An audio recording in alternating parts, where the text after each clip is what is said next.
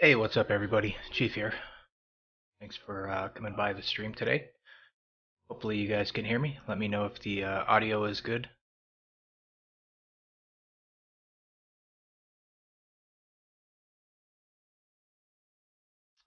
See a lot of people already hanging out. What's up, Lone, Wizard, Michael, Ivano, Tejas, Wade, Ivan?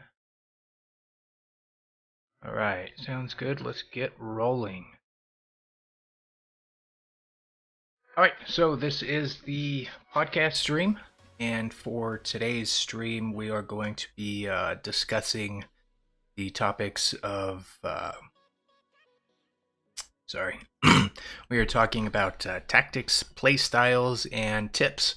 So hopefully you guys have plenty of questions or some tips of your own to share with other viewers. I really want today's podcast to have a good amount of viewer interaction. I think it's kind of a little bit different than some of the other podcasts I've done, since this is a little bit looser on topics, but I think that a lot of people could probably benefit from just talking about some of the different tactics and play styles in general. So hopefully you guys are all on board and ready to be involved in the discussion. So with the guests today, I have Islander. Most of you know him. He's been on the show quite a few times, and he is looking to become a more regular fixture with the show, so I am looking forward to that as well. And we also have MIKS G from Android's Hardcore. He is the current leader of Hardcore over there on Android. So we should have plenty of experience here to share some of our tips and tactics with you guys. So I don't want to spend too much time with getting things started, but for those of you that haven't yet, do me a huge favor, hit that subscribe button. Please give the video a like. It really helps me out with getting it out in front of new viewers. And then some people do like to listen to this on the different actual podcast services, so I do upload these afterwards to Podbean and iTunes podcasts. So if you miss one of the podcasts, you can always catch up with it on one of those after, or here on YouTube. So let me go ahead and pop in and get Islander and Mike into the conversation. Hey, what's up, fellas? What's going on? How you doing? Doing good. Hopefully you guys are doing well also with this this holiday weekend. Oh yeah, loving it. Sure. And hopefully the viewers are having a good long weekend as well. For those of you that are listening that are not in the United States, this weekend is Labor Day weekend. It's basically it's just a U.S. holiday to essentially just give people a day off from work. But it's always nice to have a long weekend, and definitely gives us more time to play some War Robots. So quick introductions for you two guys, if you don't mind. What's going on, fellas? How the hell are you? This is Islander. All right, guys. Most of y'all know me. I have my channel. Bring to you a lot of news, a lot of updates, rumors. That's just kind of what I do. Let me go ahead and pass it on over to MIKS G so he can introduce himself. What's up, guys? It's MIKS G. I don't do much news and rumors and stuff. I pretty much just bring the heat. Me and my clan HC, we kind of tear up Android, and we love to fight the big clans. Most of you know us. If you don't, give us a look. And for the viewers out there, if you're interested, I do have Islander and MIKS G's YouTube channels linked in the video description, so definitely hit those up and check out their content. But I do believe most of the viewers are already hooked up with Islander, but several might not know that MIKS G has a channel as well. So definitely hit those up. So today's topics is play styles, tactics, strategies, and tips. So it's a pretty loose topic.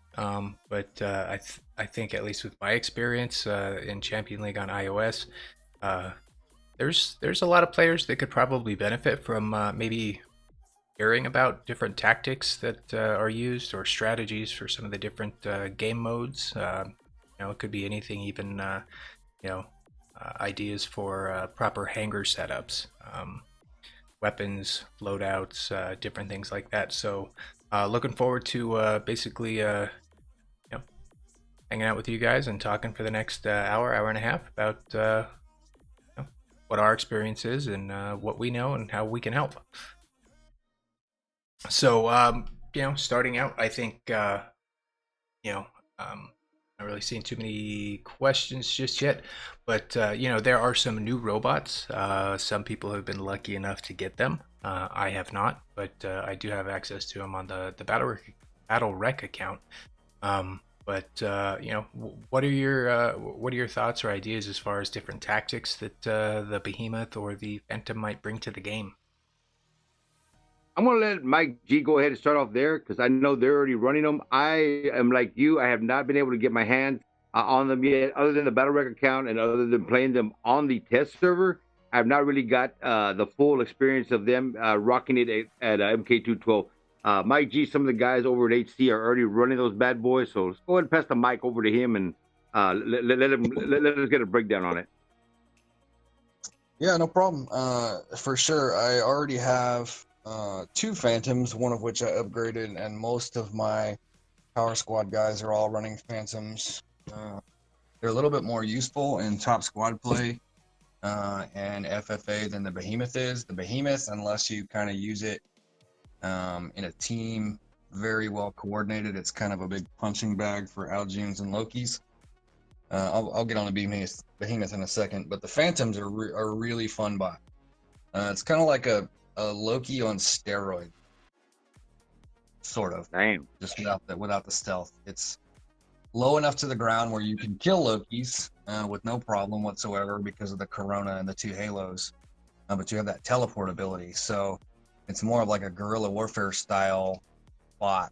You roll in, you're almost as fast as a Loki, which is insane. With all of the boosts from squad members, you're running like I think a couple meters per second slower than a Loki, which is faster than a Hellburner without its ability running. So you can get to the center beacon or move around on a flank to get to another beacon. But a full squad of Phantoms running first spot is pretty nasty because you can get to most center beacons on the short maps, grab the beacon, and then teleport out.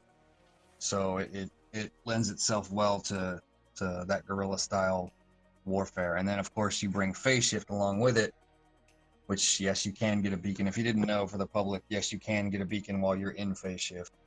Lends itself really well to that guerrilla warfare style of play. The Behemoth, however, does not. It's more of a heavy hitter. I've run a couple of setups so far. Lee Fighter Gamer made a video on one of the setups I was running, the Redeemer Glory, but if you're shooting at Ares, it's kind of tough because of the purple shields. Everybody knows about those purple shields. But the one setup I really did like, myself and Putin from HC ran it the other day. It was Behemoth Flux on long maps like such as Springfield Canyon, Yamantau. It's just nasty and melts everything in seconds.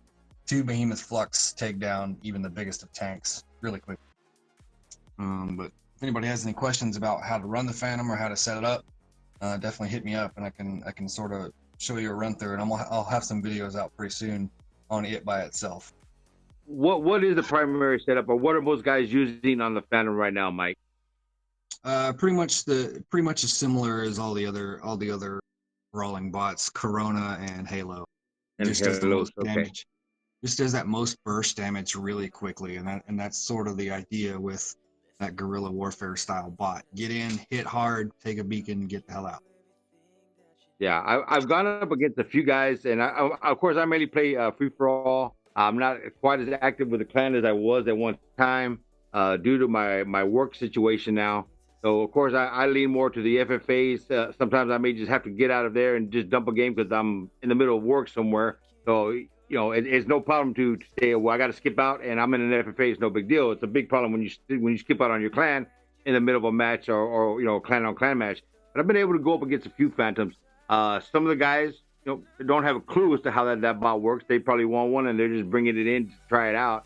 And then of course there's a couple other guys that know exactly what they're doing, and that thing is quite potent. Yeah, FFA, the Phantom can be really nasty, really, really nasty. It sort of lends itself to the same play style as a Strider, except instead of dashing, you're using the teleport. So if the guy you're fighting doesn't know where you dropped that beacon, oh my God, he's going to be in for a surprise. Right. And that's something that I mean, I agree with you about the Phantom. It is a lot of fun to play, at least in the time that I've played with it on the Battle Rack account. And there's actually different tactics, even just with how you use that robot. I mean, yeah, you can use him as a beacon runner. You can use him as a brawler. You can use him just to basically wreak havoc on people. And I mean, with his ability, you can decide that you want to use it to plant your beacon somewhere to withdraw to safety, or you can use it offensively to chasing somebody down. You can plant your beacon and just teleport back to it in order to get behind them. It's pretty crazy, at least from what I've seen it. My favorite thing to do so far with the Phantom is after I go in and take the beacon and then teleport out of there, then I go find that next Ares, that first Ares that's going to come up and try and get his team to the beacon, and then I drop my beacon in safety, run in, activate my phase shift when he targets me, get inside of his shield, take him all the way down to last stand, and then teleport out. So I don't take one little bit of damage. I don't take one little bit of damage, and I've already put an Ares or two into last stand, because even a maxed out Ares with the durability pilot and all that stuff, and they don't stand a very good chance against a Corona and two Halos maxed out inside their shield. And then you just rinse repeat and do that over again. Yeah. Got a question here. What should I get first, a Hellburner or a Strider? Depends on what mode you're playing. If you're playing more of a team mode, I would say the Hellburner, Texas. If you're playing a little more of the free-for-all side, I would say the Strider with no doubt. It's a really effective bot. Can get in and out of situations, especially with the phase shift, Texas. So, but at the end of the day, the decision is up to you. It just depends on what mode you tend to play more. Well, and I can add a little bit to that as well. I think it's really going to depend. What do you need more in your hangar? Do you need something to counter other robots like the Ares, or do you need a beacon runner? The Strider is definitely, I mean, they're both good beacon runners, but the Hellburner has a limited number of uses for using its ability. But the Strider, on the other hand, as long as you're alive, you can keep using your ability. So he's probably just a little bit better at being a beacon runner, whereas the Hellburner is, I think, in my opinion, a little more consistent, maybe is the word, at countering some of the things like Ares or other robots that might be stacking up. Myself, I like the Hellburner a lot better, especially with phase shift, because for beacon running, a lot of people thought that the Strider was a little bit better, but in reality, what we found so far is that on that first cycle with the Hellburner, when you're running towards the whatever beacon you're going for, if you activate phase shift right before your ability expires and you blow up, it doesn't cause you any damage. So you've essentially crossed half the map with no damage to yourself in a Hellburner. Right. And then if you have the pilot ability, that once you hit 50%, you get that ability back. Like, you're getting at least 2 more cycles with that Hellburner off. So you're doing damage, capping beacons, and countering other bots. Right. Now, talking about the phase shift and the Hellburner, I did see people using that tactic as far as using the phase shift to negate the self damage from the Hellburner's ability. Now, I don't know that that's intentional or by design that it's supposed to be like that, but that is how it is in the game right now. But I did ask Pixonic, if, is this intentional? Because at least for me, it just doesn't seem right that you get all the benefits of using the ability with the increased speed. Obviously, you don't explode and hurt the other, the reds, but you also are not taking any of that negative, that comes with using the ability. So, Right. I can see that probably getting nerfed in the future. but Yeah. That's gonna be going down the pipe. Oh yeah. And I mean, it's just adapting to the new changes that we got coming up. I mean, there's so many changes coming into the game with the phase shift, and the new bots that are coming in, and it's just going to take a while to figure out how we're going to actually be countering these bots and come up with play styles against them, and then people come up with counters for your counters. One of my favorite pilots right now is in the game right now is Lottie. Lottie has stuck with her. At first, one time it was the Griffins, and now it's I believe it's the Ravens that she's running. And she's never adapted to the new meta. She's just always adapted how to fight the new meta. But she's never gone off, like the rest of us and go picking up all the new bots and new stuff. She's kept true to her bots, and she's just learned how to adapt to the meta as it comes. So I thought that was pretty neat. She's always been one of my favorite pilots. Yeah, she's actually sort of the motivation for me getting a Raven. I'm upgrading one right now.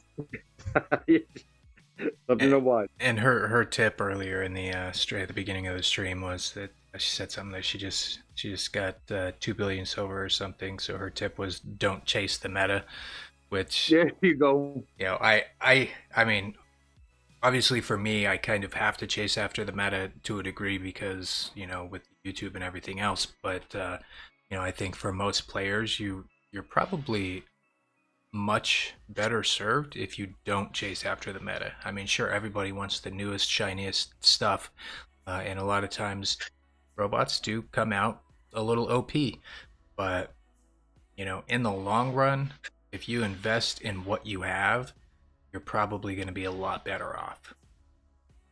Yeah, I'm one of those players that not only am I chasing the meta, I'm trying to create the meta, and sometimes that gets a little expensive. So for your average player, that's not ideal for sure. And there was another question that I saw a little bit earlier in the stream. Somebody was asking if they wore a hat like Islander has on his Bitmoji, will that make them a better player? It'll make you run the Pursuer better, that's for sure. That's plus 10% on everything. Everybody. Yeah, that's 10% extra damage in the Pursuer, and maybe 5% in the other bot. But don't tell nobody that. Right. Now, there's been a couple of other questions here. I just want to try and hit them up where they get forgotten. Somebody was asking if you have any information on the Halloween event, and the reason I mean, it doesn't necessarily directly apply to our topic, but kind of in a way it does, as far as part of the strategies and some of the tactics you use is taking advantage of some of these offers or these events so that you can either upgrade your stuff a little bit cheaper, a little bit faster, gain some resources, or even robots, weapons, whatever the case may be. So I mean, you're the rumor mill, Islander. Yeah, the only thing I got for you as of so far right now is one. I know we're getting certain paint jobs. Okay, I don't have confirmation on what paint jobs they are. I've heard a few little things here and there, but I don't have enough concrete to start throwing stuff. Information out that that there's not going to have any type of relevance. And the 25% discount, boys and girls, that as of right now seems to be very well liked by Pixonic. They're liking the fact that people are upgrading at a very substantial rate. You're getting more players that are moving up into the Champion League, thus making things a little bit better up there because they haven't been very smooth for a while. Okay, because we've been dragging up players. The fact that people are being able to take advantage of that and to get some upgrade time in, they are liking the 25%. So you can expect that to stick around. As far as everything else, as soon as I get some solid information, I will be passing it along. Cool. I can tell you right now that 25% discount is a plus for everyone. Yes, like, sir. At all levels. I know for me, the last 2 times the 25% discount has come, I've spent at least $1 billion silver each time. Yeah, I'm right there with you. You know, that really helped my hanger come up to MK2 all the way across the board, including modules and, you know, everything just came together when that 25% came out, and over 3 events it just completely brought me back up to par. So thumbs up Pixonic on that one. If you're watching the stream, you did good. You also did good on the operations. I don't know if you wanted to cover operations a little bit, but I don't know anybody other than the few couple of handfuls of Pixonic haters that no matter what Pixonic puts out, they're gonna throw hate at them. But I think they did really good with the event. You know, the average of the average cost of 25 cents per day versus what you took in, I think was a hell of a deal. Definitely, I agree with that. And Mike G, you mentioned that that 25% discount is a win for everybody, and I just wanted to point out that's also a win for Pixonic because they have most of their player base going flat broke on resources every time they do that. So that's a win for them. So that's probably why they keep doing it. Which you know, personally, I don't mind. So it's definitely a good deal for people. I love that. I don't mind going broke as long as my hanger gets fully maxed out. I can be broke all day long. I don't need the in-game resources as much as I need my bots and weapons up to par. Right. I think the only thing that I don't like about that operations pass is that, like, if you're a hardcore grinder, that thing ends really quickly, and you're waiting, 40 days for the next cycle to run. Yeah, that is true. Other than that, man, that thing is amazing. The amount of resources and the cool stuff you get from that. I have an entire hangar full of like specialty paint jobs and cool stuff. Like, I really love it. It's done a really good job with that. Funny you should mention that, Mike, because I kind of threw that out there in one of my last videos, and of course, not everybody is a grinder. There are quite a few grinders out there, and don't get me wrong, they've already ended this thing within a matter of days. And they were asking, can I purchase a second pass? So, the answer is no, you cannot purchase a second pass. So I went and threw it out there. I mean, maybe instead of a 2-month pass, or running it over 2 months, we should divide it up and maybe 40, and we do it month by month. And I tell you what, I got eaten alive. The backlash I got for that video was horrendous. They chewed me up. So I went ahead and just retracted my last comment because damn. There's more I guess not so many as grinders as people claim to be, and they're some of them are still level 40, level 50, and they'll get there by the time the 2 months is up, but they were in no means in any rush to go through it. Yeah, I mean, I got it. Not everybody's playing as much as some of us are. Yeah, I mean, I know. And I kind of agree. I mean, I finished the operations already as well. I haven't even got the pass yet, but I'm already up to level 80, and for me it was definitely short. But I do recognize that I might play more than the average player. I don't play, at least on my own account, as much as I used to because I have to kind of balance videos and other things, but it's really nice, I guess, to have it go over 1 month, because something that you can do if you've already got your super chest that month, or you're not gonna reach it, you can always wait to collect your keys until the next month. So that's another way to kind of get ahead of the game as far as progress towards gold chests, super chests, and that's the black market. I mean, come on, Pixonic really upgraded that. Didn't they do an improvement there, Chief? Yes. Did not they do an improvement there? Good Lord. I'm just really glad I'm not gonna ever get another mender in the super chest. 5 was enough. So, but yeah, I mean, and I think there's it kind of goes back. I mentioned, there's strategies on every level of this game. It's not only just how you play, in a certain match or in a certain league or a game mode, but also, I mean, how you play. How do you approach the game? Are you what are your goals? Are you trying to upgrade your weapons, or are you upgrading your bots, or you know what I'm saying? There's just so many different strategies involved. It I don't know. It gets a little bit difficult to focus on on what you're doing. You kind of have to have a plan, you know. And I don't know about you guys, but I mean, I definitely try to have a plan in place of what I'm working on. Okay, what am I going to be upgrading? After this one finishes. What do I need to concentrate on? Because having those, something at least, even if you don't actually write it down, but just knowing ahead of time what you're working towards really, really helps your game. I've actually been doing that for a couple of years now.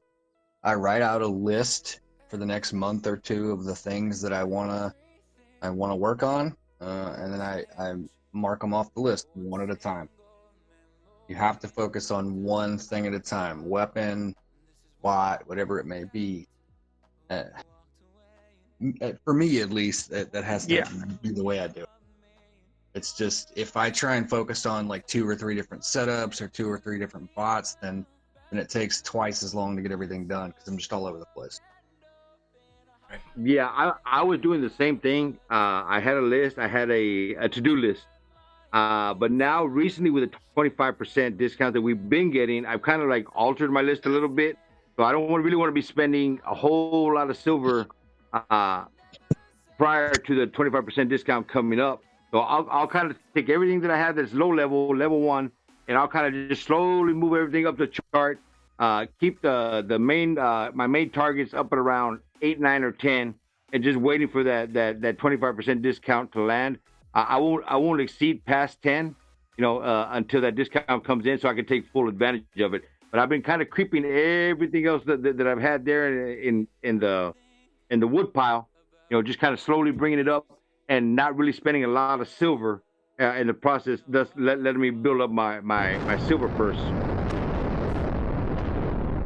Right, and that's a really good strategy to help build up that silver, because I've been struggling with silver a lot lately, because I put so much effort into I was finally able to concentrate on my main hangar. This is what I'm gonna run. This is what I need to get leveled up to to level 12, and then then I could work on the other stuff, because before that my head was constantly spinning, not knowing what I was going to be leveling up. I had to get every robot in the game, every weapon in the game. I needed to get it to a usable level so I could make videos.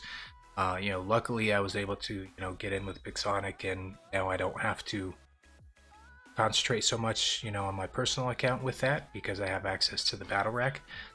Right. But that really showed me the importance of having a strategy to your upgrades, because ever since I was able to focus on it, and everything with my game improved. My bots, they live longer. I still mech out because I'm aggressive, but my damage output improved. Every aspect of my game improved because I was able to focus on what I was working on now. There's a good question from Kala808. Which bot would you max Mark 2 first? Fenrir, Aljun, or Ares? I would probably personally go with the Aljun. I'd agree with him. I would definitely agree with the Aljun. It is a very formidable bot. Once you learn how to use it, get it all stacked up, get all your bells and whistles on it, you're going to have a lot of fun, and you're going to do a lot of damage, get a lot of kills, and you're going to get a lot of silver. So, yeah, I would definitely go with the Aljun as well. Personally, I actually wrestled with a question very similar to this recently, trying to decide, since I have everything in my main hangar, finally at least MK1 level 12. What did I want to possibly consider going to MK2? And for me, Ares was out of the question, just because I knew it was getting nerfed, and it's just that's not my play style. So for me, it was do I want to MK2 my Fenrir, which I love tanks. So that is something you have to weigh on too, is which play style do you enjoy playing more? Because that might help you decide which one you want to max out. And even though I prefer the tank playstyle, I decided that the first bot that I take to MK2 is going to be my Blitz. And the reason for that is just because he is so much damn fun. And for me anyway, and the utility that he can bring to the battlefield is more than I get with the Fenrir. The Fenrir, yeah, he's a stud. He can sit in there. He can take a lot of damage. He can tear a lot of people up. But the Blitz, with his suppression, he can help out the team. He can help the teammates. He's quick, so I use him as a beacon runner. So there was no real downside for me to decide, and I haven't done it yet, but that's in my planning is to take the Blitz to MK2 first. I have, and I could tell everyone. I ran it a couple times in my live streams. A couple of the guys in the clan run it. That is a hilariously fun bot. If you haven't upgraded a Blitz and haven't upgraded the weapons for it, do it. It is awesome. There aren't many. I think maybe the traditionalist Falcon is probably the only bot that I can't take out with Blitz. And that includes the Aljun, the Ares, the Fenrir. The Blitz is just utilitarian. You can use it in every scenario: FFA, domination, beacon rush, TDM, doesn't. Right. And that's kind of why I leaned that way, even though I do really enjoy playing my Aljun. The Aljun probably is a stronger offensive robot, but man, he's just not quite as much fun as the. Let me see. I saw somebody asking if I could show my hanger. I'm not exactly sure why, but yeah, I can pop that screen over.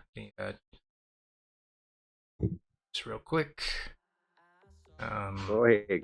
I'll be reading the comments here. I think that's Wizard. He's one of mine.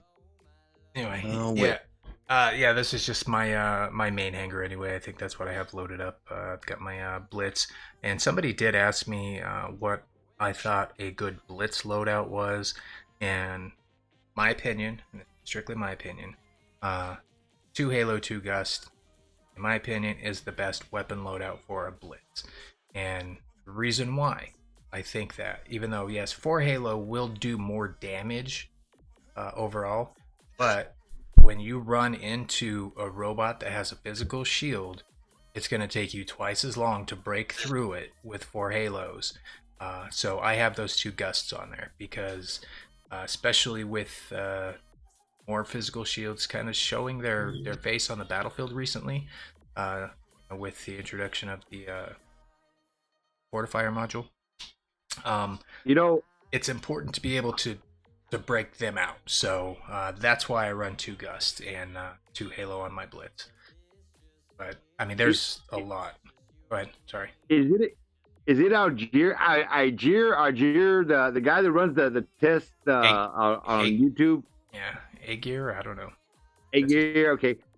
He actually did the Gust versus the Halo recently after the changes, after the buffs and nerfs, and yes, the Halo is a tad bit stronger, but within 100 meters or within I believe 200 meters it's not that much of a difference. Yeah, it is a slight advantage, but it's not the advantage that everybody thinks that they're getting. So I want to throw that out there. That video is up on his page, and if you haven't seen it and you want to see what the Gust is compared to the Halo, I recommend you go over to his channel and check that out because it's pretty interesting. I thought it was a significant difference, and it's really, really not. Well, and I think what it comes down to is inside of 50 meters, I believe, the Gust actually is right on par with the Halo, damage-wise. But the Halo does do a little better outside of 50 meters. But on a Blitz, I'm right up in their business. I'm I'm not trying to take him out from 500 meters, you know. Yeah, no. Exactly. No. Um, Hades, you know, I get this question a lot too, between my Hades and my Nemesis, you know, loadouts, and I'm not trying to show off my hanger or anything. Somebody asked, but this is a strategy I use with these robots specifically. They have built-in weapons that do massive damage. I mean, they do great damage with their built-in weapons, but they're both kinetic weapons. One is a rocket, the other is a bullet, right? There are a lot of shields on the battlefield. And if you don't knock those shields down with something before your built-in weapon hits, then your built-in weapon is just hitting shield. And yeah, you might get a few honor points for that, but you are not getting that damage. You're not taking the bot off the battlefield. So I run Gust. I opt for Gust, along with my Glory on the Hades, and I run one Storm on my Nemesis. And that is to make sure I knock down any shield that is there before my built-in weapons light off. Yeah, that makes sense. So that's just a strategy I use. You can run a ton of weapons on these robots and be efficient and still do really well. But maybe I think of things differently. Some people do, but the one set of weapons that I really like, that sort of works for everything shield related, are what you've got on the screen right now. The Igniter, the Blaze, the Ember. Those are all great weapons to get through shields and bots quickly. That's what makes the Aljun so good too, because it has its own like built-in Ember that does a lot of damage. So as far as strategy goes, like if you're looking for good setups for, like, for example, a Blitz, you can run 2 Halos or 2 Gusts and those Blaze weapons. They just do tons of damage and they just go through everything. It's right. awesome. And that's what I'm upgrading right now, is the 2 Igniters on my Ender, because, well, not only are they fun, but I mean they just melt anything. Yeah. Awesome. I was running that setup for a little bit. I was running a Fenrir Freedom Igniter and a Glory for. I tried all of them: Redeemer, Glory, Ember, Igniter. But the Igniter, you want to pair it with something that locks down, like Igniter, Glory. Because once you get a lockdown on somebody and you hit them with those 2 Igniters, it's just over. Yeah, it's crazy. And damage-wise, it actually does eat through more damage quicker than running like a Glory and 2 Storms.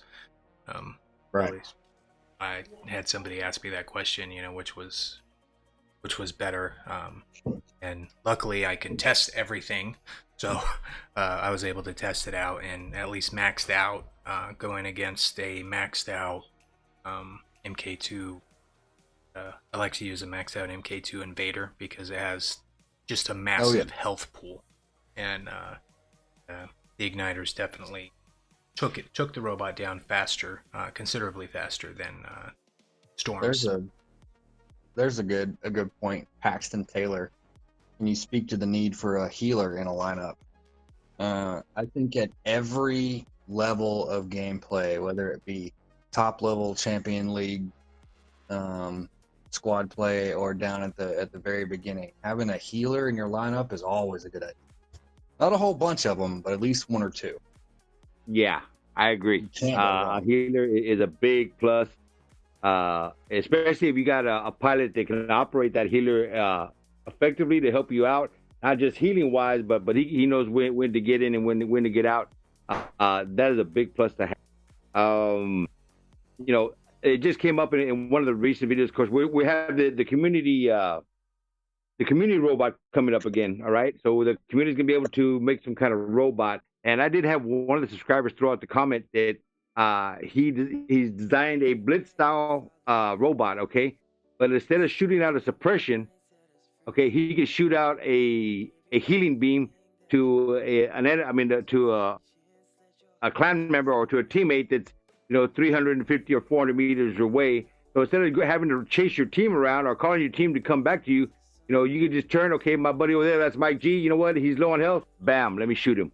And there goes MIKS G's health right back up like he was inside of my parameter. Yeah, it's a good deal, man. Like that would be an excellent spot if it does make it to the community finals. I think that would be an awesome bot. A bot that shoots out a heal instead of suppression or lockdown or anything else. Yeah, it's you can't go wrong with a healer. I'm not a big fan of the Wayland per se, but the tier and the Mender are really good. Really, really, really good.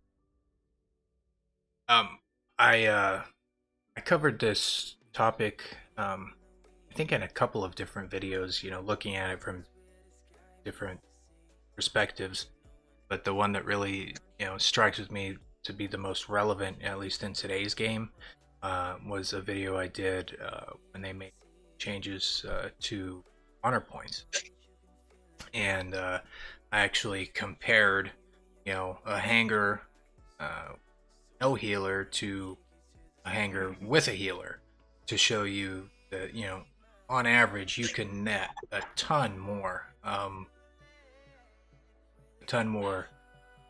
honor points by having a healer, because, you know, you have that durability repaired, which, you know, you have to have at least 1 point of durability, you know, of repairing an ally in order to be eligible to get that 400 points. And so few people actually run a balanced hanger nowadays. A lot of people are still running the all damage hangers that they're used to, which is fine. You can still do okay with it.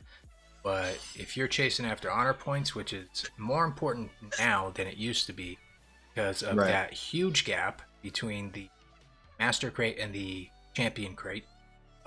Also, with the recent changes from the last update, where they made the ranking in post-battle reports based on honor points, and the gain, the amount of OXP you gain in operations, as well as the experience your pilots receive, are directly related to your honor points. So because of that, I strongly recommend you run a healer of some kind in your hangar. Now, my main hangar, I don't keep a healer in there. I do have some, and I put them in when I'm going through that long crawl after Champion or after the Master Crate. But when I'm running in full squad, I don't need to have my healer in, because I know that there's several other people I squad with that have, you know, the healers that they bring. But you know, if I'm running solo or in duos or something, it's probably a better idea to have a healer.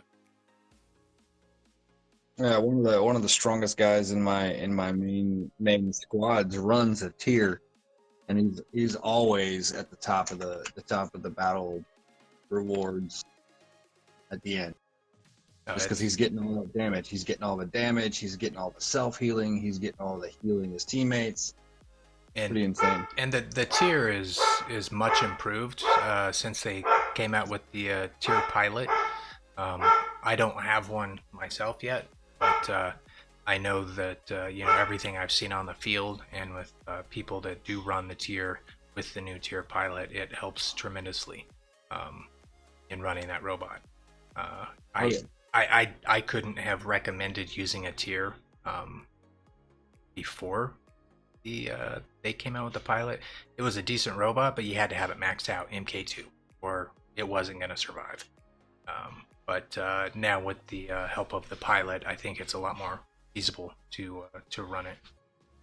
Well, that, and maybe throwing a fortifier on it to up that physical shield.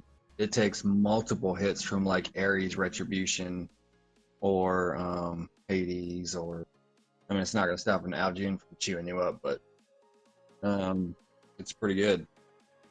Actually, that's on my list as well to upgrade here.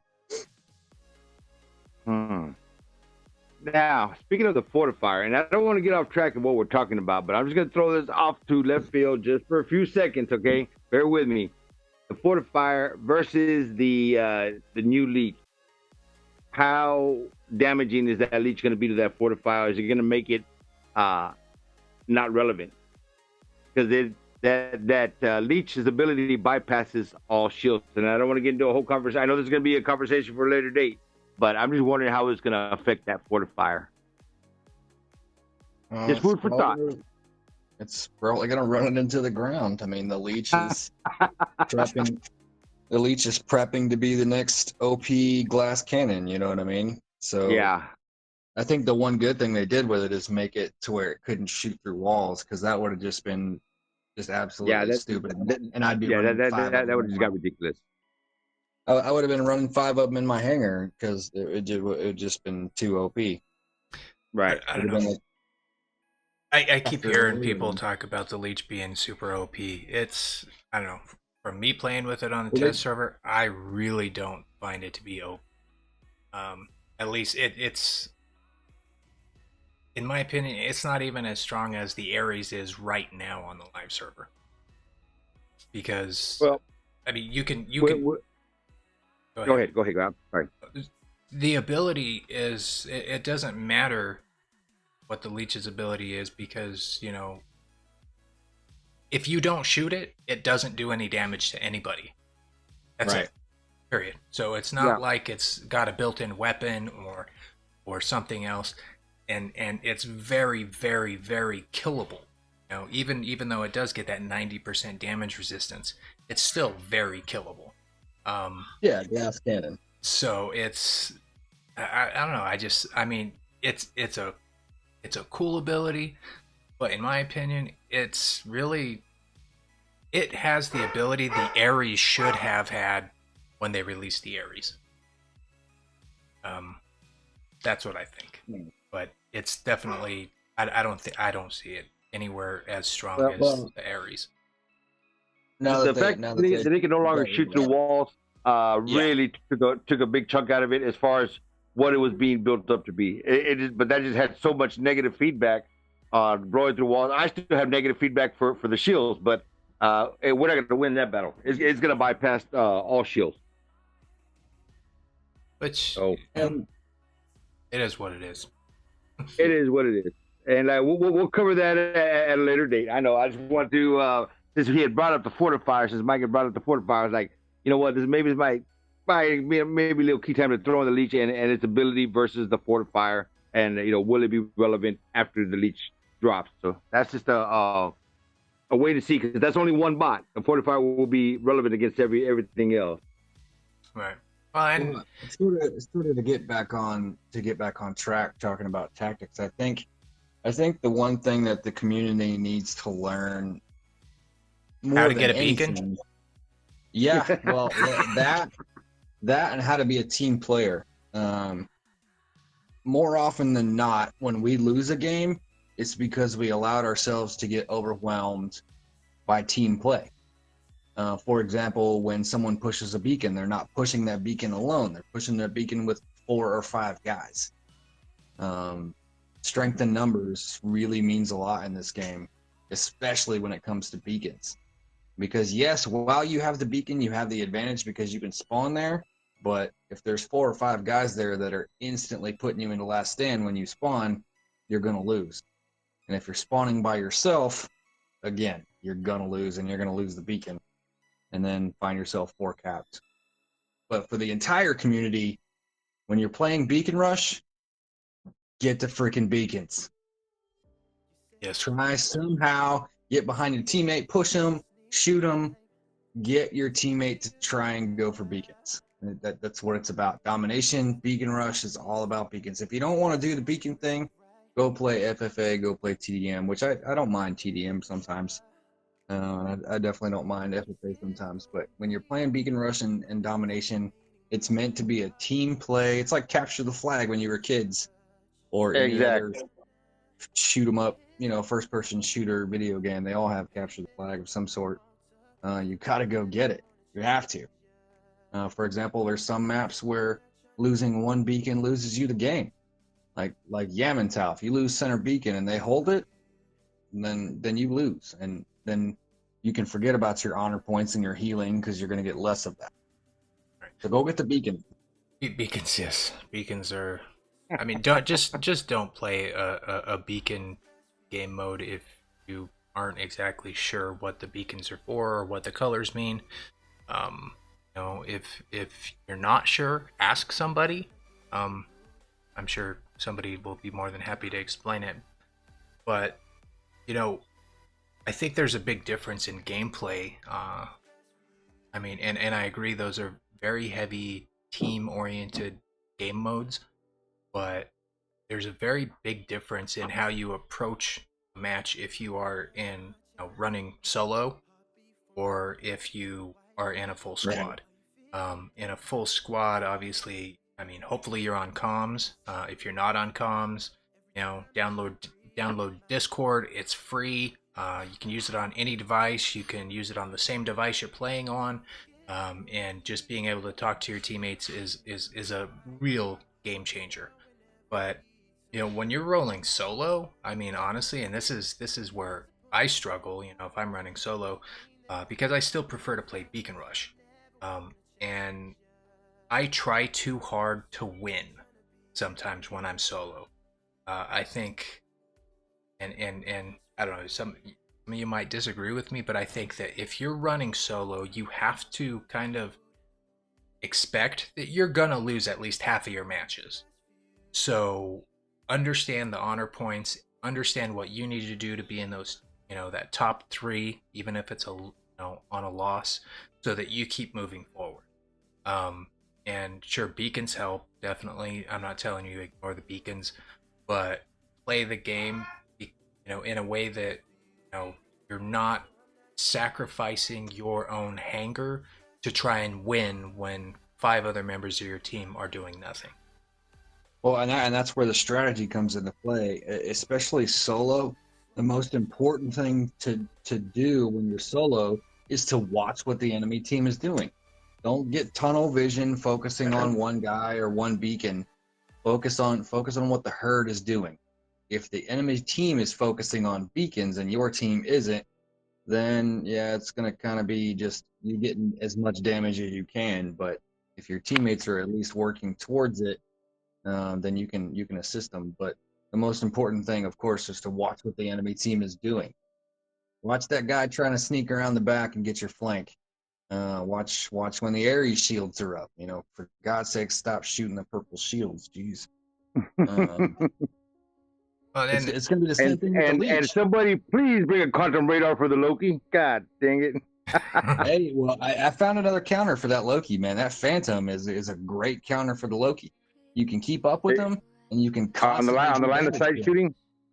Yeah, because you're at his level, and you're hitting him with 2 halos and a Corona, or whatever you got on it. Yeah, any small robot is a good counter for the Loki, even without quantum radar. The Blitz, the nder, the Invader, they're all good because their weapons are super low. Okay, so kind of losing my train of thought here, but you were talking about different strategies, tactics, solo, paying attention to the field, see what the red team is doing, don't get tunnel vision, and that's great advice, but along with that is you need to also kind of educate yourself a little bit. Even if you don't own a certain robot, you should know what that robot does. If you don't own every weapon, that's fine, but you should know what every weapon does and at least have an idea of what its range is. Because if you have that information, that's going to allow you to react and be proactive in what you're doing within a game, whether you're in a squad or solo.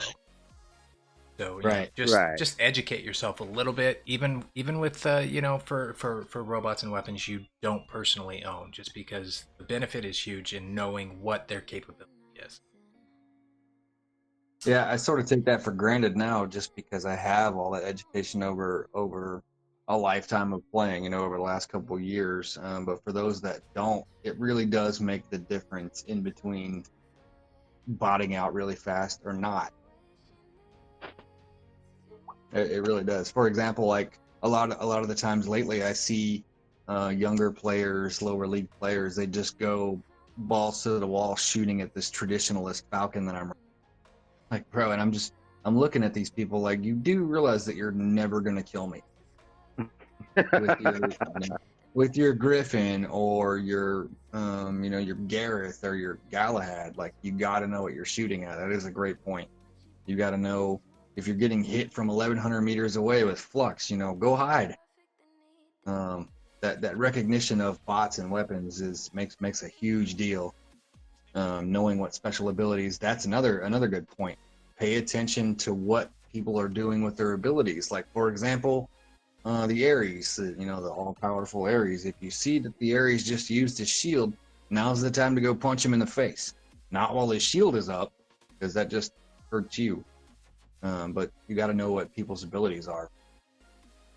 The Also, pilots make a big difference too. Yeah, I was going to mention pilots because, and that's, I think, getting a lot more advanced because that's a ton of information, and I don't think the average player probably knows what all the various pilot skills are that are available on all the different robots and how they can affect different things. But if you're getting really serious and you want to get competitive, then you're gonna have to learn what the pilots do.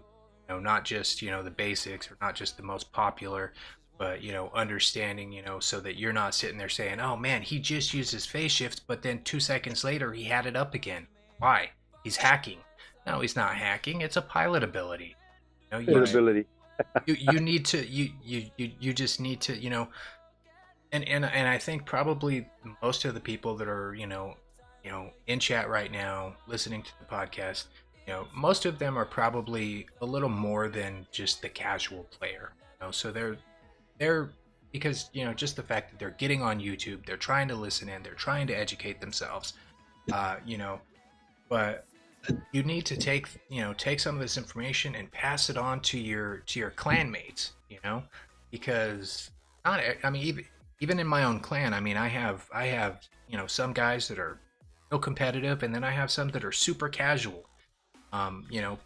Those super casual guys probably don't know about the pilot skills.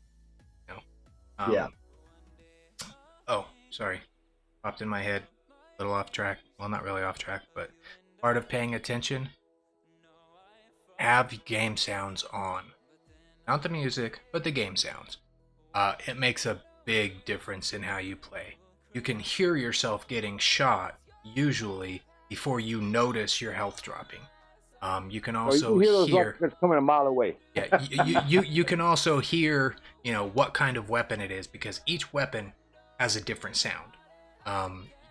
You can also sometimes tell what direction you're being shot from. So it's real important. Just use all your senses. Not just paying attention to what Reds are doing, but listen as well. It's not always possible for everybody because maybe you're trying to sneak a game in at work or whatever. You can't have sounds on, but when you're sitting there and you're just playing for an hour or two, turn the game sounds on. Do yourself a favor because it's going to really help you out.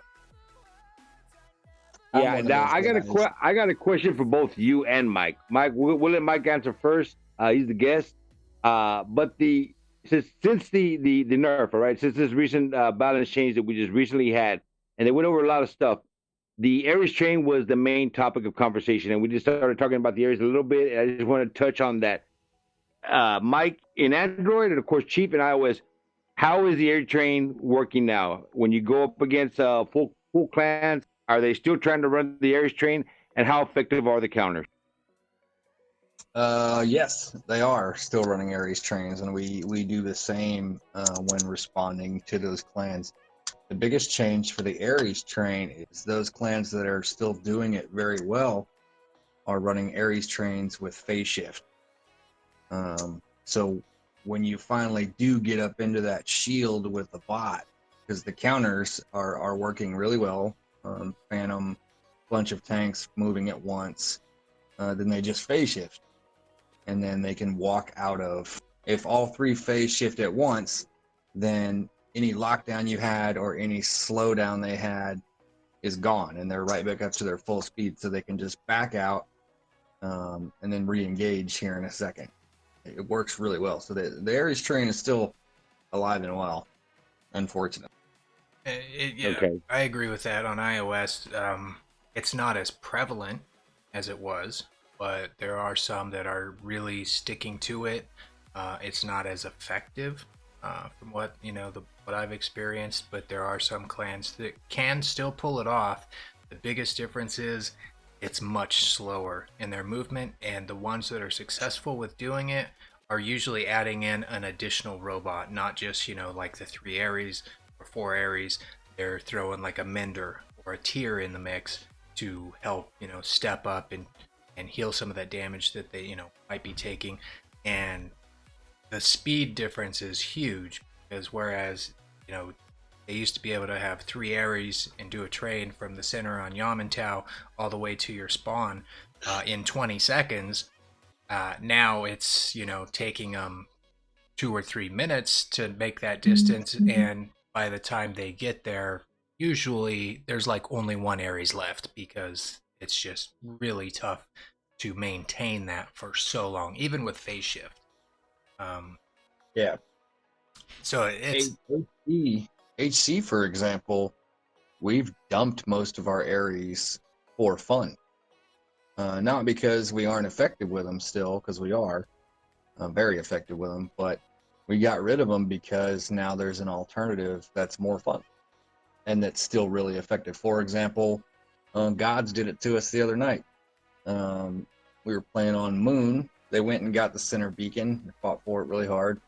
And then they jumped 4 invaders into our home spawn all at the same time. And then walked a couple of Falcons in right behind that, traditionalist Falcon.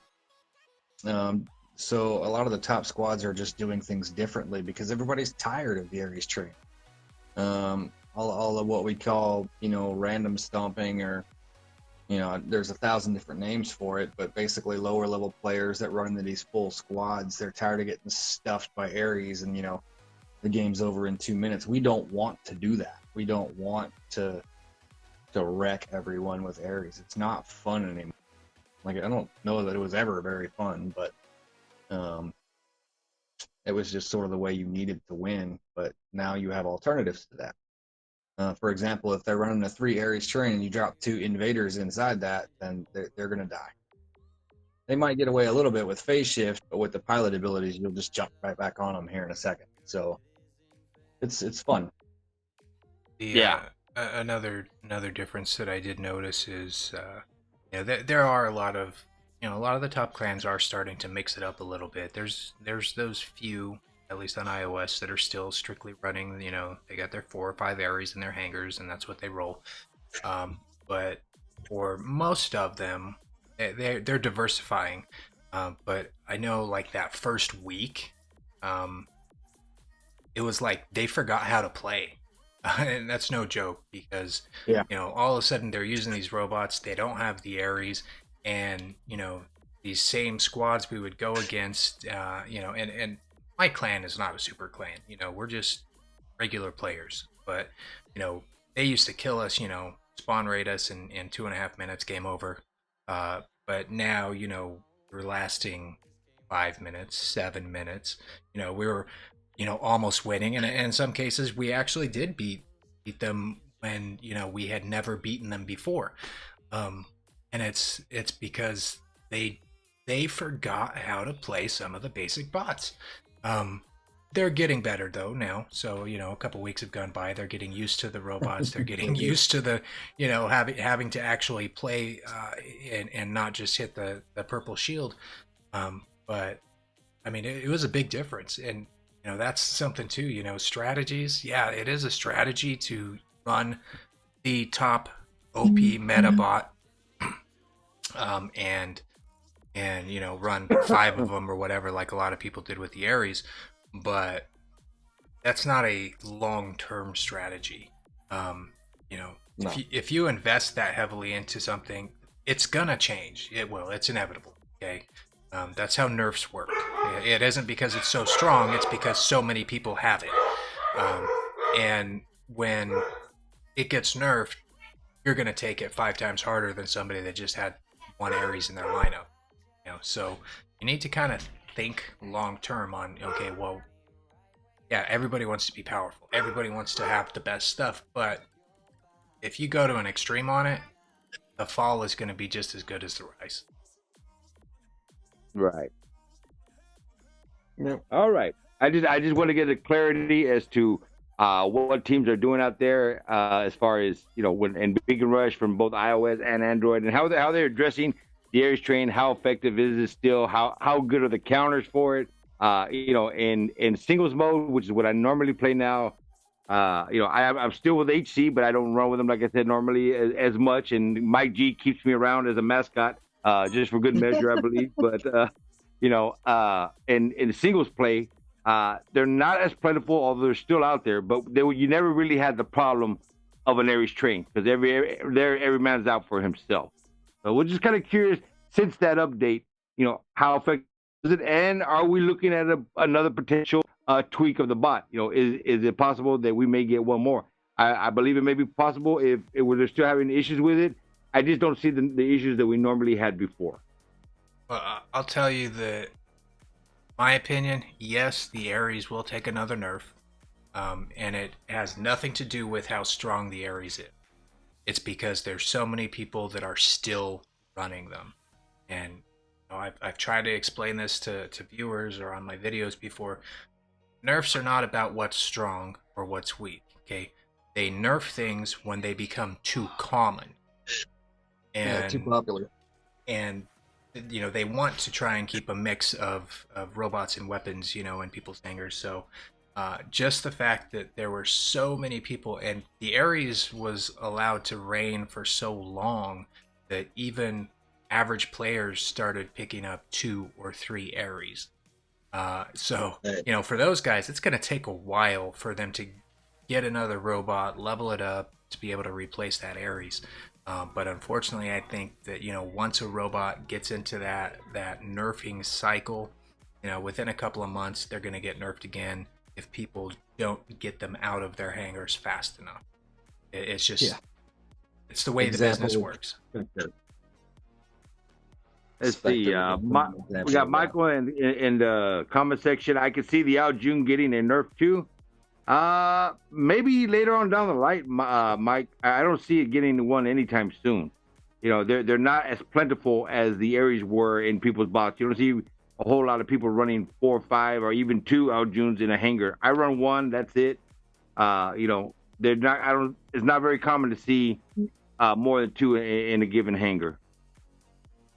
Well, I think they will get a nerf, but like you said, it's going to be a while. And the reason I think they're going to get a nerf, they're giving everybody, well, at least everybody that pays the $15 for the gold pass, they're getting a free Al June. Yeah, it's a Deathwing Al June, but it's still an Al June. So I mean, wait until this operation is over, and there were already quite a few Al Junes, but there's going to be even more. Because most people are going to be like, oh, I already have an Al June, but look, I got this cool looking Deathwing. I'm going to level that one too. I don't want to, pull the other Al June out of my hangar. So they're going to run 2 Al Junes. That's what's going to get them nerfed. Yeah, I can see that happening, but I think it'll be later on down the line. I will actually bench my first wave Al June just to have that one in there because it just looks cool. That's it. There's no other reason other than that. It just looks good. And I'll put the other one back on the back burner just because there's so many other options in the game right now. There's so many other things that you can run. There's the blitzes, there's still the Ares, there's it's just the Phantoms. There's just so much you can put, and you only have limited slots per hangar. So what are you gonna do? Right. That's why I'm kind of leaning more like to one one bot per slot, in my hangar because I just want to play I have all these bots, but they're not doing me any good on a back burner somewhere. So, I'm trying to single it out to where I can get those set up. And once I get my tier set up, then of course one of the areas we'll take the bench. Well, there's a comment about the Al June. Oh God, where was it? Talking about the Al June gets easily taken down with Quantum. I think phase shift has sort of stopped that for the most part. Any good Al June pilot the second quantum lights up on the screen, they just hit the phase shift, and now your quantum is useless. Well, we've talked on and off about like phase shift and different modules without directly addressing modules, more specifically active modules, the ones that cost power cells. I'll tell you, as soon as phase shift came out, everybody was using phase shift. I mean, it didn't matter if they were a total random. I mean, they're using it, and I still see a lot of people using it. 2 seconds before the match is over, we've got them 5 capped, and they're using phase shift. That's not a good tactic. That's not a good strategy. But here's the thing. Yes, a good Aljun pilot can survive quantum by using phase shift, but it's going to cost you. You got to pay for it. Oh, yeah. And we came off of 2 or 3 events that were pretty close to each other, and a lot of people really racked up a bunch of power cells. Yeah, myself included. But they're gonna learn real fast when they're hitting phase shift 4 or 5 times per robot each match that 30,000 power cells is not a lot of power cells. And that runs out pretty quick, doesn't it? Actually, the funniest thing is one of my clanmates did the numbers on it, and it's actually cheaper over the long run to use gold instead of power cells. How about that? But that's how expensive they become because of the usage increase.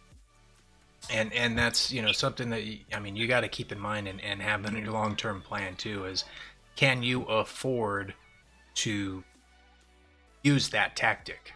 I mean, using it once or as like an oh shit, that's cool, I get it, and it's very useful for that, but can you maintain that style of play? And I think the average player can't. Even some of the top clans that I've talked to about this, they were using phase shift a lot until they realized they're going through 20,000 a week. 20,000 in a week on the lower end, right? If I'm in full, like if I'm playing 5, 6, 7, 8 hours a day, I can go through upwards of 40,000. And that's cool. I mean, some people can afford that. I mean, let's face it, some people drop a lot of money to be at the top, and that's fine. They're financing it for the average player or the free player. That's cool. They can spend all their money, and for me personally, yeah, I spend on the game. I don't spend it that much, but if a top team who already has me beat, because they have full MK2 maxed out pilots, against my regular, level 12 stuff, and if they have to go through, 1,000 power cells in order to beat me, that's fine. They can pay for it. I'm okay with that. It kind of makes that pilot skill that charges you 25% less for power. That kind of makes it worth it. If you're running that much. Well, and that's something too. If you are going to be using those costly power cells, plan ahead. Save the gold in the long run by maybe getting those those pilot skills that decrease the time, or not the time, but the cost of the power cells. I actually shifted a couple of my bots over to that. And and for those of you that are going against these guys that are running those, understand that it's give and take. So they have to pull probably an offensive skill, something that was increasing their damage or something that was keeping them alive longer. They have to pull that off of their pilot in order to use the one for the power cells. So yeah, it's definitely a give and take. It's definitely a give and take. I tell you right now, I'm probably, I won't say I'm at the top, but as far as war robots goes, I'm probably in the top 10% as far as spending. I spend a ridiculous amount of money. And even now, I'm having trouble justifying spending that much on power cells. And there's other tactics that go along with that too. I mean, even spending in the game is a tactic. Not just the fact that somebody spends, but I mean, you do have those players out there in some places in the world that load gold. So they're paying, I don't know, like maybe A third of the cost that you are. 25, 30 cents on the dollar, compared to you. And it's just a fact of life. You're a gamer. This happens in games. Nobody's happy about it, but it happens. You just kind of have to accept it with a grain of salt and say, okay, and know that, when you go against Clan A, you know that most of them are probably loading gold. And yeah, who knows, maybe that's why they have that 10,000 gold paint job for the Ao June, because other than very, very few people that just had, tons of money to spend on gold, it's mainly, I think, gonna be gold loaders that are buying that paint job.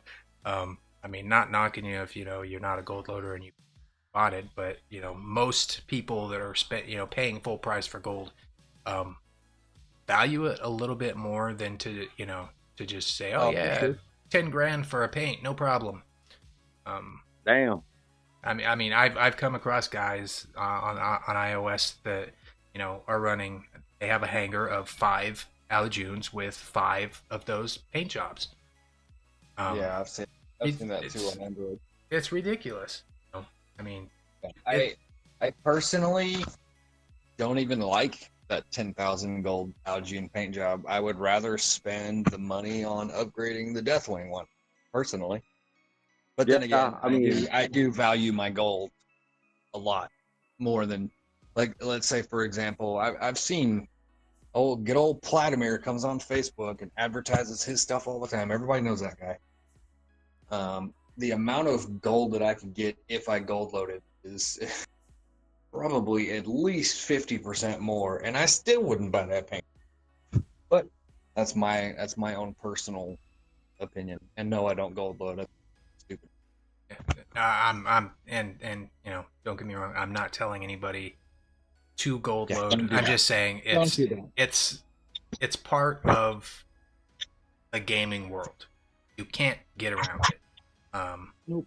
So, but don't do it, because if you do get caught doing it, you will get your account banned, and it's gone.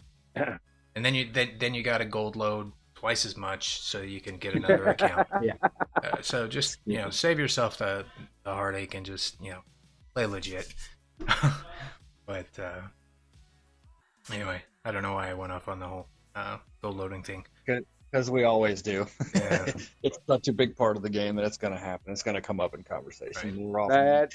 That's a big part in just about every game out there. I mean, that whole third party purchasing is toxic all the way across the gaming community. It's just about every app game I've heard of that. People loading gems or loading gold or loading elixir, or they're loading somewhere, and that third party business is always going to exist. So yeah, it's just there. Yeah, one of my buddies in Clash of Clans got nailed for it. His account's useless now. Yeah.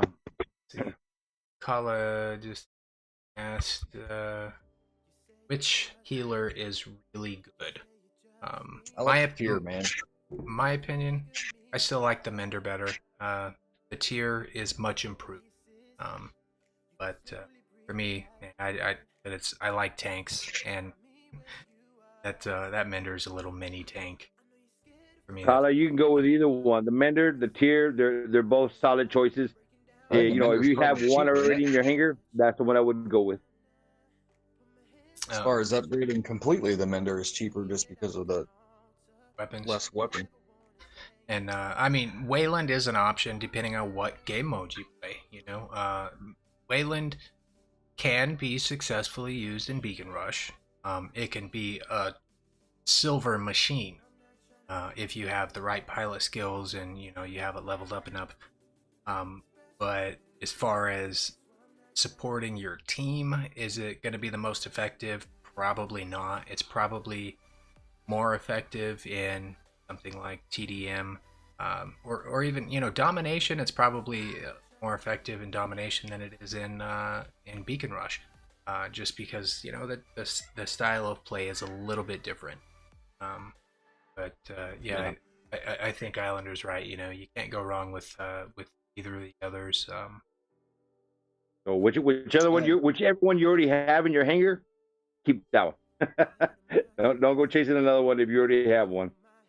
I'm probably actually the least qualified to speak on that topic. I've never actually once piloted a Mender, Tier, or Wayland. Not once. They can. I don't know, my favorite is the Mender. I really enjoy it. I used to actually run 2 Menders in my main hangar. I actually remember, though, before the Ares and modules came out, having a Mender on your team was absolutely necessary. Multiple Menders. It was just absolutely crucial. That was the tipping point between you winning or you losing horrifically. Especially with those like shock train hits he used to take back in the day. A Mender would heal that right back. Shock No train. big deal. Damn. So we were kind of touching on gold, cost of power cells, and, you know, there's also, you know, you've got to level up your pilots now with gold. You have to you know, get your premium modules with gold. You know, and even though operations was a huge success, and it really did give a lot of people way more gold than they were getting before, you still need to be able to manage your gold or resources in general, but especially gold and power cells. And a little tip that I've been actually doing more recently, because I haven't been spending quite as much on the game like this past month or two. But, you know, when I'm out of power cells, I kind of look forward to that time, because then I have to try and still maintain my output and my efficiency in each match without relying on power cells. And it's really good practice that I've found, you know, being able to that's a good challenge. complete a match without having to rely on power cells. And the same thing with boosters. Like if I'm running solo, I don't boost. I don't run boosters, because, I mean, even if I have the booster already, that's still gold, you know, because, I mean, they cost gold when you run out. And at least for me, on my account, I'm out of most of the boosters. So it straight up cost me gold. But, you know, if I can effectively, you know, play the game and get out there, and I'm still taking first, you know, in those matches, I'm gold farming. You know, I'm not only going for silver, but I'm also going for gold, because, you know, that's, you know, 8 to 10 gold a match, you know, for being first place in damage or beacons or whatever, you know, case may be. And you know, so maybe think about doing that. You know, I tell you know, I'm going to tell most players, you know, try doing that for like a week. Don't buy or use power cells for a whole week. Don't use boosters. You know, if you can't do it for a whole week, I understand. If you do a lot of squatting, you don't want to short your squad by not running boosters. But, you know, don't run any if you're soloing. Don't rely on them, and still try to maintain your output where you were when you were using them. We actually, when we run against randoms, we're not facing a tough squad. Most of us don't use power cells just because we find it a waste. So we sort of do that already, but I might take your challenge. I might run a couple of live streams and not use boosters or power cells at all. See how that goes. Well, I mean, you should give it a shot and just see how your output is. You know, you might be surprised, Mike. Might be real surprised at what you get. Yeah, I mean, I'll have to check it out. I've pulled well over 3 million damage in a match without using boosters or power cells, using just MK1 level 12 gear. If I was going to run a squad, I think the only one I would probably run would be the speed. If I was going to keep any one of the boosters, it would be the speed, because you kind of get used to that speed. You know, when everybody's boosting together, and then you don't have it, it's like, damn, this thing is so slow, man. Yep. So that's the most that noticeable. might be the only one I would add to the group. But yeah, it's actually it's fun, and I think it helps a player overall just to every once in a while, you know, just try going without them, because you know you'll relearn some skills maybe, you know. That's my big tip. Yeah, no, that's a good challenge for sure. I'm gonna have to give that one a go just to check it out. Might surprise myself. Which robot is best for one Avenger? I would go with Strider, but if you're gonna go one Avenger, you could put one on a Strider with a couple of Halos, and you'd be set. I think you'd do good with that setup. I would go honestly with Mercury. There you go. There's even a better one. So have your pick. If you want speed, you could go with the Strider. If you want a nice little boom, and everybody loves a big boom, you could go with that Mercury. That is one bot that I want to get back to playing with, because it was just so much fun. Mercury? Yeah, the Mercury is still solid bot. I mean, with all the pilot skills, you know, the pilot skills have really, to be honest with you, have brought just about every bot back into the limelight in one way, form, or another. You know, they've given a little plus here and a plus there, which has kind of created a very unique little, hard to say, but balance in the game, somewhat, where, you know, just about if you have your bot decked out and you have your skill sets on, and the modules, the right modules for the bot, and, you know, running your boosters, just about any bot can be effective if you're piloting it right. Oh yeah. Okay. Well, we are coming up close to an hour and a half on the podcast. So I want to give a couple of minutes here for people to ask any other burning questions they might have.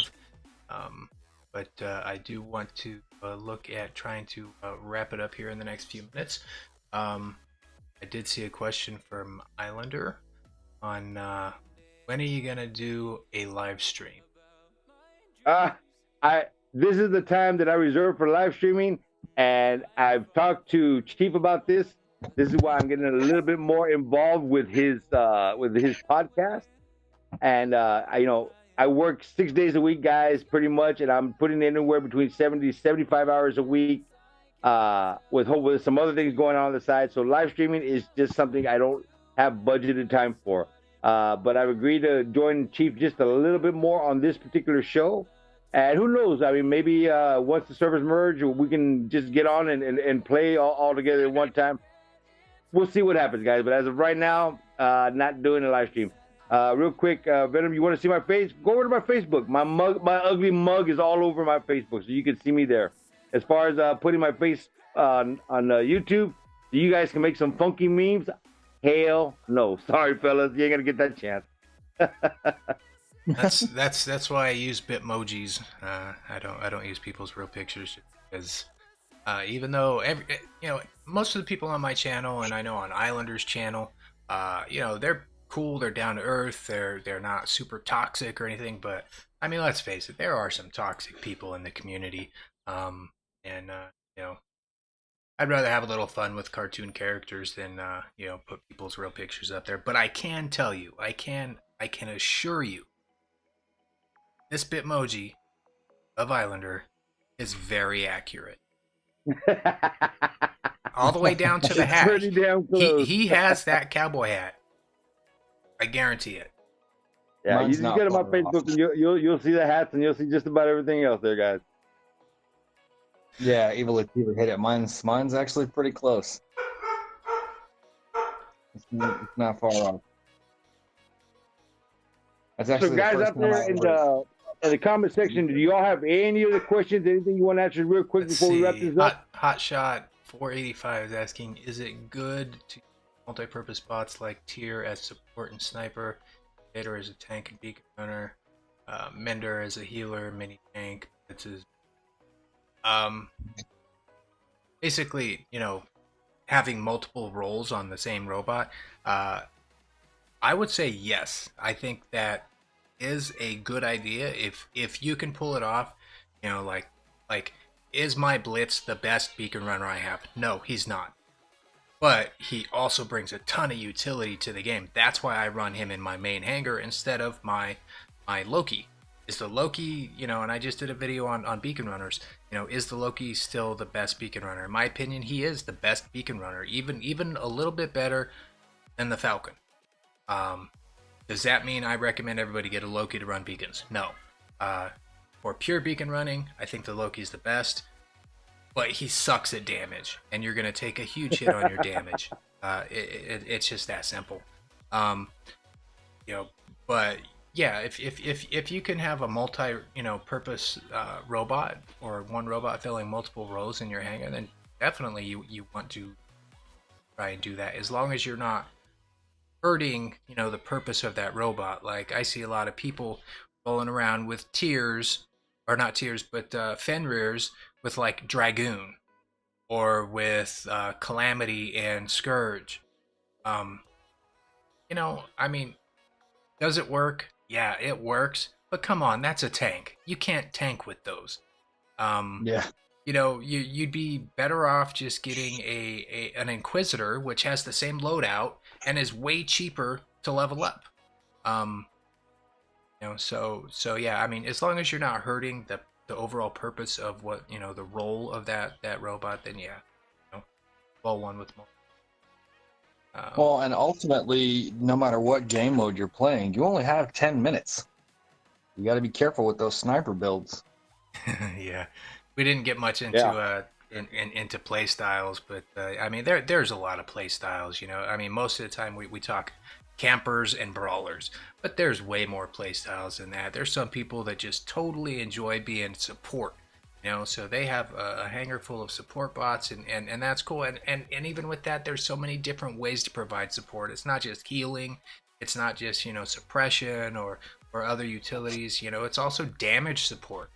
You know, there's a mid-range damage support, you know, out there, and it's needed. You know, you got to find your own playstyle and what you enjoy doing. You know. Yep. You know, even Find your style and get good at it, and you will be fine. The important part is matching up your preferred playstyle with the proper game mode. If you are into campers, don't play Beacon Rush.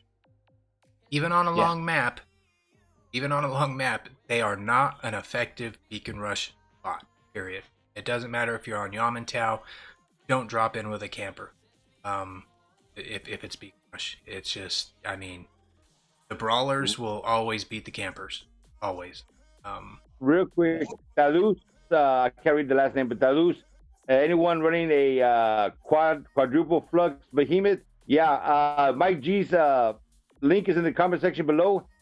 He does have one in his lineup. It is maxed out. You can check that out if you want to go to to his link, okay? And you'll probably see some videos upcoming soon of the flux and the behemoth on certain maps. But oh yeah, I actually plan on probably tomorrow live streaming with that flux behemoth. I have an all tank, all Algene. Well, it's one invader, one Fenrir, two Aljunes, and the behemoth flux. That's what I'm going to run with tomorrow. I want to see that in Dead City. So yeah, definitely, you know, if you haven't yet, hit up those links in the video description. You know, go to Islanders and Mike G's pages. If you haven't already, and subscribe to them. Definitely some gameplay from both of them, and tons of news and rumors from Islander. But you see any last minute questions? If not, I think we'll go ahead and wrap up. You know, guys, appreciate you guys coming and shooting the shit with us for a little while. Hopefully we were able to cover most of the questions. If we didn't cover your question, I apologize. Sometimes the chat does get a little bit tough to keep track of. But you can hit me up anytime if you have questions. I'm always on Messenger. You can hit me up on Discord. HC's Discord is always open for people who want to come in and stop by and ask questions. I'm pretty sure you guys are the same way. Oh If yeah. I don't get to it now, I'll catch it in a couple hours. Yeah, my messenger is always open. That most of the guys already here are probably already on it. You know, if not, the comment section is always a good place. You can always ask questions, and we're always there to answer them. So, I appreciate everybody coming by the podcast today. All right, I hope you have a hell of a weekend and enjoy your Labor Day. Keep it safe, fellas. Keep it safe. Don't drink and drive. Yeah, I just want to say thanks to Chief for having me on. It was a pleasure. I appreciate it anytime. I'd like to go, have you back sometime. Got Yeah, topics each show. I think that's going to be it for the podcast. And I definitely appreciate everybody that stuck around. Don't forget to stop by the guests' YouTube channels and subscribe to them. Subscribe to this one if you haven't. And more importantly, let your clan members and friends know this podcast exists. It's there. It's for you guys. Ask questions, share your thoughts. We will do our best, and I'm looking forward to continuing this podcast next Sunday.